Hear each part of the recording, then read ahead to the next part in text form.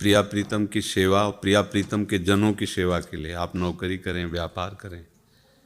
आश्रय प्रिया प्रीतम का है, परिवार के जन प्रिया प्रीतम के जन हैं। हम सेवक हैं, जो अर्थ कमा के लाए उनकी सेवा में, जो जमा है वो उनका है, उनके लिए है। हम तो सेवक हैं, हम तो उनका प्रसाद पाते हैं और उनकी आज्ञा के अनुसार, धर्म के अनुसार चेष्टा करते हैं। जो परिवार वो मेरा नहीं है, श्री जी का है। एक त्यागी महात्मा को जो लाभ मिलेगा वही आपको मिलेगा। पत्नी मेरी, पुत्र मेरा, परिवार मेरा, संपत्ति मेरा, मैं कमा के इतना किया, आगे ऐसा करूँगा, वैसा करूँगा, ये अहंकार की धरा है। यही कर्म बंधन है और यही उसको जन्म मरण का दुख प्रदान करता है। प्रभु की कृपा से ऐसा हुआ है, आगे भी प्रभु करा लेंगे जैसा वो चाहेंगे। प्रयास हमारा है, सफलता प्रभु के हाथ में है और ये प्रयास भी उनकी सेवा के लिए है। उन्होंने जो परिवार की सेवा दी उसकी है।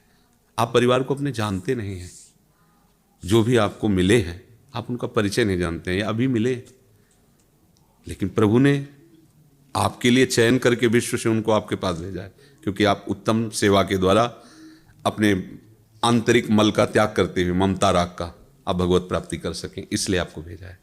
वो जो आपके पास परिकर है आप नहीं जानते हैं और ना जानेंगे आगे भी। वो कहाँ जाएंगे नहीं जानते, कहाँ से आए नहीं जानते, कौन है नहीं जानते। तो जो जानते हो ऐसे हम, और ये उनका परिकर केवल मुझे सेवा के लिए कुछ समय के लिए बीच में दिया गया। तो ईमानदारी से पत्नी के साथ जैसा पत्नी जैसा व्यवहार, जो पत्नी के साथ किया जाता है व्यवहार, वैसे ही बहन के साथ बहन जैसा, माँ के साथ माँ के साथ, पिता के साथ पिता के साथ व्यवहार, मित्र अतिथि जिसके साथ जैसा व्यवहार वैसे कर रहे हैं, लेकिन सबका उद्देश्य श्यामा श्याम की प्रसन्नता है। आप महात्मा हो, घर गृहस्थी में व्यापार नौकरी करते हुए आप महात्मा हो।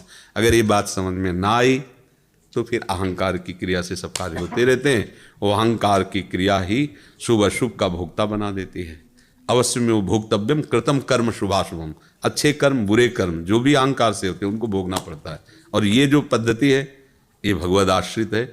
इसमें संचित कर्म भस्म हो जाते हैं, क्रियमाण फलदायी नहीं होते।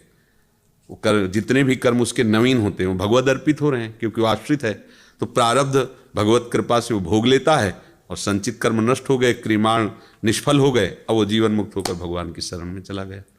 अगर शुभ बचेंगे तो देवलोक आदि को जाना पड़ेगा, अशुभ केवल बचेंगे तो नरक भोगना पड़ेगा, शुभ अशुभ दोनों मिश्रित रहेंगे तो मृत्यु लोक को होना पड़ेगा। समझ पा रहे?